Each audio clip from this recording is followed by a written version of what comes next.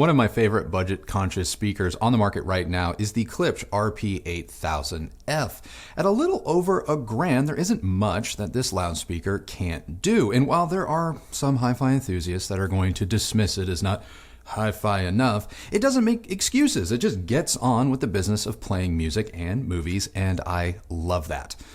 But what if there was another speaker that could go toe-to-toe with the 8000F but cost less? Well, we may have a speaker just like that. So get comfortable, hit that like button, and subscribe, because today we are reviewing the Wharfedale Diamond 12.4 floor standing loudspeaker.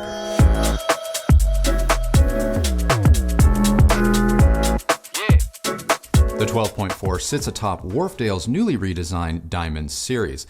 It is a floor standing loudspeaker that uses two 6.5-inch drivers, one for bass, one for mid-range, mated to a 1-inch fabric dome tweeter. It has a reported sensitivity of 88 dB into 8 ohms, but it can dip as low as 4 ohms when pushed, and its rear port helps give it a reported frequency response of 40 Hz to 20 kHz. The new Diamond series design is quite striking, which is surprising given the price points that Wharfedale manages for the line. Now, the 12.4 is a large speaker. It's not quite as imposing as the 8000Fs, but it's still quite substantial.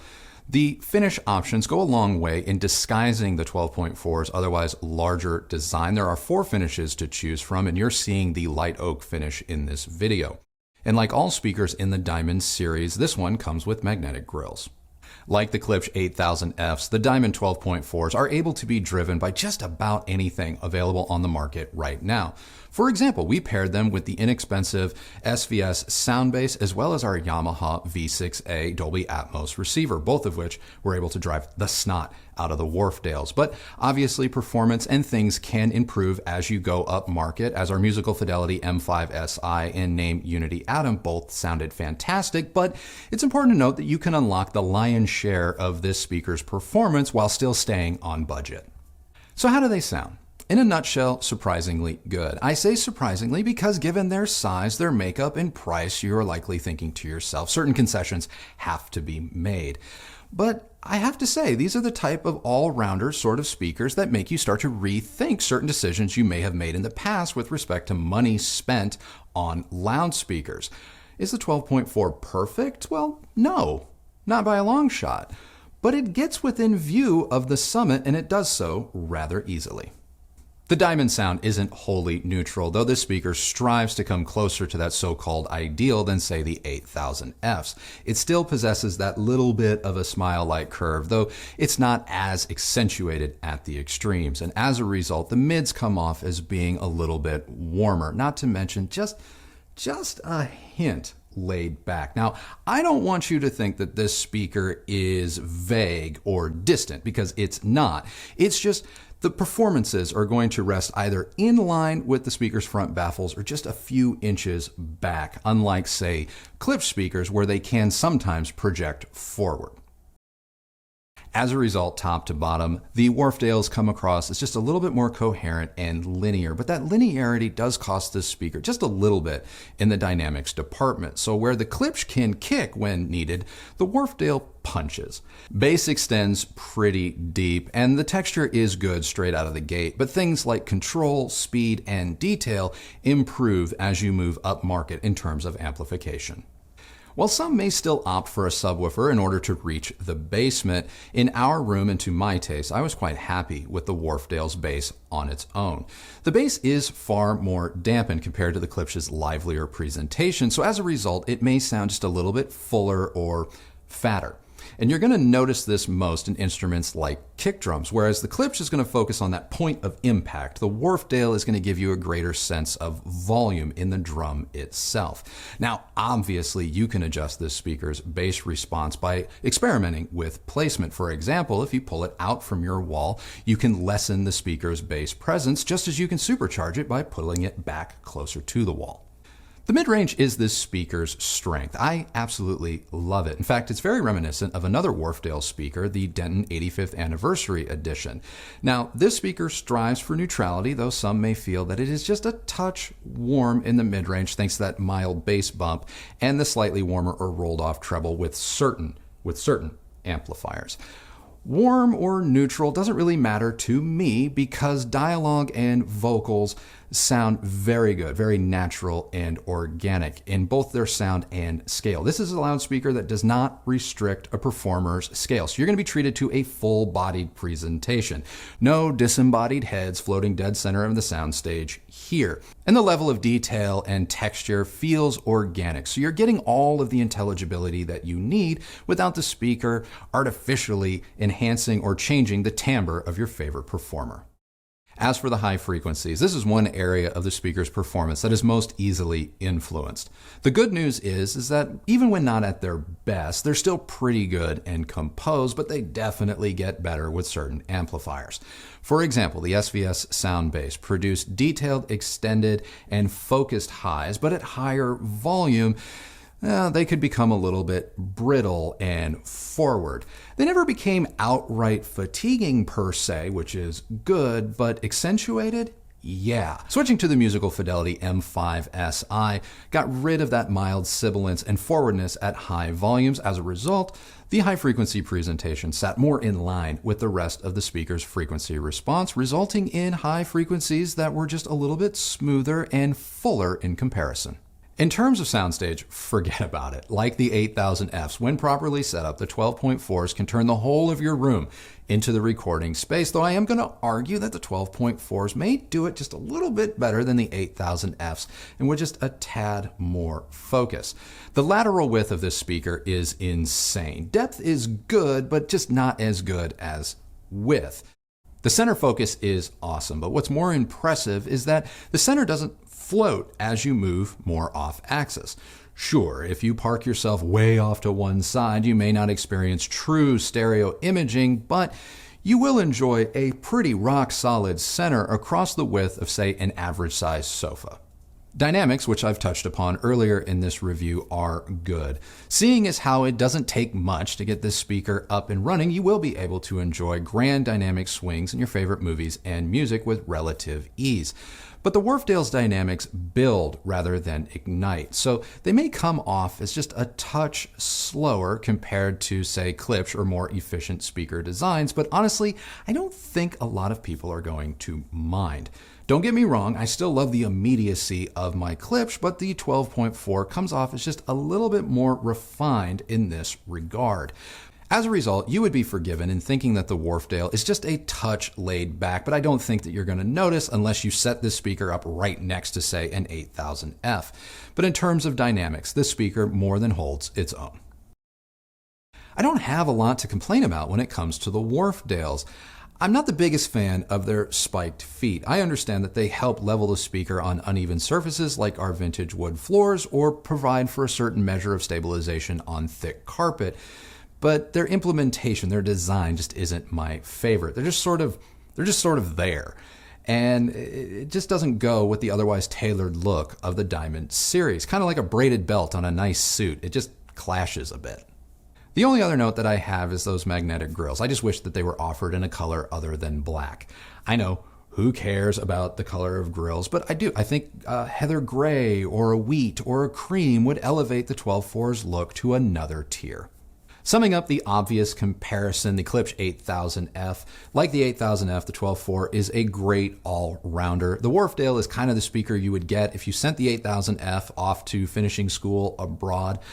Which one is best for you is going to be a decision left up to you. For me, for like home theater use or that more lively or live music presentation, my allegiance is still to the Klipsch. But for an all-around performer over the widest range of source material, the 12.4 is no slouch. The Fluence XL8F are nearly identical to the Wharfedales in terms of size, and at a lower price, they are good value for the money, but the Wharfedales are more sophisticated, easier to place, easier to live with, and have a more coherent sound top to bottom compared to the more bass-heavy Fluence. And of course, there's the Q Acoustics 3050i. The 3050i is the more compact speaker, which potentially makes it a better fit for smaller spaces. I like the sound of the 3050i. I think it has good coherence, but it comes off as lacking a bit of focus compared to the Wharfedale. And it just requires a lot more from your associated equipment in order to get the most out of the 3050i's performance. So, You may spend less on the 3050Is themselves, but I argue you're going to end up spending more in terms of electronics in order to match the performance of the Wharfedale. So to wrap things up, the Wharfedale Diamond 12.4 floor standing loudspeaker is a no-brainer in getting my recommendation. This is a good speaker. I know there will be some that relegate it to being a good budget speaker, emphasis on budget, but that would be selling them short. I like this speaker, and I'm pretty confident should you decide to take the leap and get a pair for yourself, you're going to feel the same way. So that's it. That is my review of the Wharfedale Diamond 12.4 floor standing loudspeaker. Now the moment you've been waiting for. What do you think? Oh gosh, no pressure. Well, okay. I think this is a good speaker. Okay. Okay. I think that you and I feel a little bit differently about this speaker. Do we though? Well, yes and no. Okay. Yes and no. I mean, I think that you are hearing things that, or maybe I'm hearing things that necessarily you aren't, or you're just describing them differently. I think it may be a difference of description, but go ahead, please. You know, but I thought that I do agree with you. I think the center imaging of the speaker is among some of the best I've ever heard. Like we were listening to Alabama Shakes, and oh man, who was it? Was it Bournes? Bournes, yeah. And he sounded like he was dead center right in front of me, like he was in the room. And I thought that was awesome. Yeah. Awesome. Where this speaker falls short for me is the bass. I found it to be slow, and I think that slowness muddied the mid-range for me. Right. I do think that some of that is a little bit recording dependent. It was worse on some tracks versus others. So, you know, it's kind of hard to pinpoint where the fault lies. Is it the recording? Is it the speaker? I think it could be both. Now, real quick, with respect to the bass, because you had a recent experience with bass that you, I don't want to say determined is slow, but your initial response to it was like, ooh, it's kind of weighing things down. And we experimented with placement, and that helped you completely change your opinion about the bass. Now, I didn't experiment as much with the placement because these speakers, for me, I found their bass to be where I like it based on where the bulk of these loudspeakers rest. So I hear you.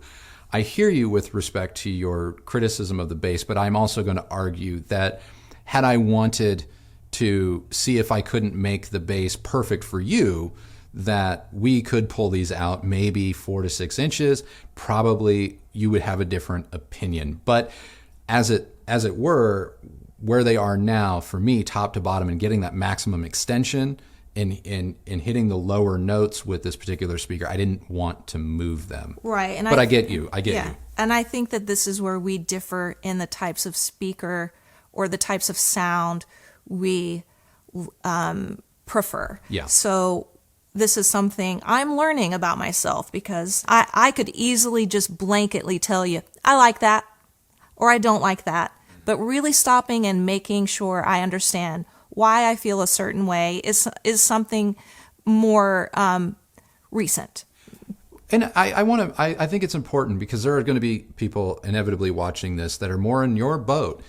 It's not that you have to understand why you like something. If you like something, you like something. Let's make that abundantly clear. You owe no one an explanation. If this speaker is your jam, it's your jam. If it's not, and you don't quite have the vocabulary to articulate why it's not, that doesn't matter. That doesn't matter. You need to go find something that makes you happy. For example, I think that I have a preference for a bookshelf two-way design type of a speaker, meaning that I am not the biggest fan of bass-heavy speakers. For example, like with the Fluence XL8Fs or the Q-Acoustic 3050Is. I am not really a fan of those speakers because I didn't like the way those speakers handled their bass. It was sloppy, in my opinion. So in that respect, I gravitate towards speakers that have lighter bass. Or if they are bass heavy, then they really need to be in control of that bass, because I tend to like a quicker bass versus the Honda Civic type of a bass. Okay. You prefer snap over depth. Yeah. Yeah. So you're, again, like I say in the review, you like the kick, not the push. Right. So for me, the Klipsch 8000F is the clear winner between these two speakers. Because it has that snap. Hands down. Yeah. I don't even need to think twice about it. That's fair. Do I like the look of this speaker better? Yep. Okay. But I would still, and I love the size of this. Like, the Klipsch is a bit too imposing for me, the 8000F. Yeah. So I kind of wish we could swap bodies Yeah. in that respect. Yeah. But sound-wise, hands down, Klipsch for me it's Bass, in terms of bass. in terms of bass. Yeah. And sometimes the high frequencies became a little bit thin, and I want to say fatiguing. Yes, that is greatly influenced by the type of amplifier we had paired to these speakers. For example, the first thing we put onto these was the SVS sound bass. Most recently, the first thing Okay. because we've had these speakers for a minute, but in the past week or so, we've really honed down and made sure all the things we wanted to bring out in the script. So Yeah. in the succession of amplifiers and working up market, we started with the SVS sound bass. Yeah. I want to say for me, in terms of my really paying attention to Yeah. these, formulating my thoughts, I began with the SVS sound bass, which for a pretty affordable amplifier, it did a good job. And at first when we hooked them up, I was like, wow, this is fun. Like, it gave me a lively sound, and I did enjoy it. The drawback to that, for more forward approach, is that it became, in my opinion, fatiguing over a longer listening period, and I actually got a headache from it. Okay. Now, when we moved to the Technics, that went away. Yeah. And everything became just a little tighter in across the frequencies. Yes. Like top to bottom. Yes. Smooth things out, and was quite a bit more enjoyable. Yeah. Sort of gotten rid of some of those heavy bass problems for me. I will But admit, you're talking about a pretty expensive about product. $4,000. Yeah, So, about $4,000, 4,500. But I will agree with you. Like I say in the review, the high frequencies are the area of this loudspeaker that can vary the most. And I think as long as you keep things within a reasonable volume, you can totally get away with the sound bass at $499, and they're not going to exhibit some of the traits that you just described. But in taking things up a tier, because we try and punish the speakers a little bit, see what they can really do. I will admit, the tweeter does get thin. And for me, it doesn't exhibit or become fatiguing. Fatiguing for me is something that glares. This tweeter doesn't glare, but there's a roughness around the edges at higher volumes that I could see how, with certain hearing, that becomes fatiguing, or that's different than glare. Yeah, I wouldn't call it glaring. To Yeah. me, it was there was an added distortion Yeah. to the Okay. the high frequencies and the mid range. We disagree on. I'm going to have to disagree with you on the mid range, but I think you and I are probably 95% in agreement about the high frequencies. But the Technics was arguably the best amplifier on this, but surprisingly, the Yeah. Yamaha V6A receiver and these speakers, Really good match. absolutely wholeheartedly 100% recommend. Even if you are like, oh, can I get a receiver that does 2-channel too? Yes, stereo music out of these, and then get the center and the surrounds. I think you're going to be probably pretty happy. Yeah, that was going to be my last point, was that the Yamaha does pretty much, the Yamaha does about as good as the Technics for, like basically nothing. It's basically free when it comes to the comparison. money you're spending. Yeah. But it took a lot of the things away that I dislike about these particular speakers. So if I were, trying to be on a modest budget, and maybe I like Wharfedale design, I like the look of these, or I want a tower and blah, blah, blah, but I don't want to spend Technics money on the amplifier, I would put it with this Yamaha receiver over even the musical fidelity, which even shocks me. So I would agree with you.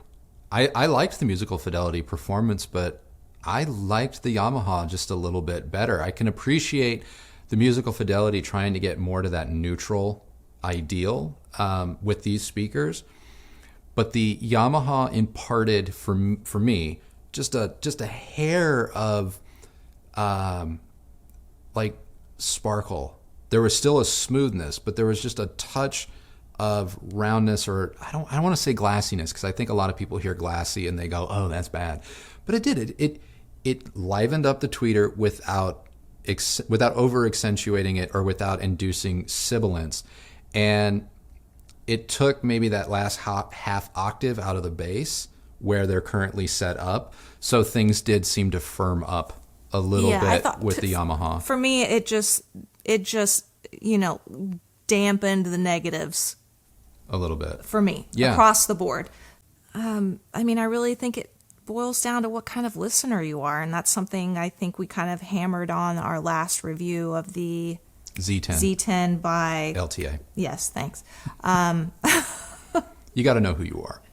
I think you really have to know who you are, and I'm slowly beginning to really learn who I am, and so I have to keep those things in mind when I'm giving my thoughts on something. And I think that it's important that viewers know these things as well, and try to keep that in mind, so when they join us in the discussion and the comments, and somebody is interested in a product we may be reviewing and they are just flat out in the other camp, that they temper their reaction, like for example, if somebody asks a question and they feel completely opposite as that person, well, hey, maybe you need to just take a breath and think, why am I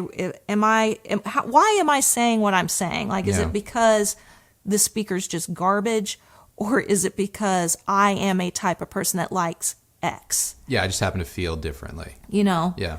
And I think a lot of us often want to just be right and want somebody to hear us. And so just keep those things in mind, so that maybe you're not discouraging somebody else's ultimate buying decision solely based on your personal tastes. Yeah, I'd take you one further and say it's not even so much that you're negatively influencing their buying decision, but just negatively influencing their opinion of the hobby on a whole. Like, we don't want to turn anyone away, and the reason why there isn't just one loudspeaker on the market or in the world, and why there is no such thing as perfection, is because we all have different tastes. Right. Because if it truly was about making the most accurate loudspeaker, well, we would have already done that, and everyone would just make that thing. Cough, JBL.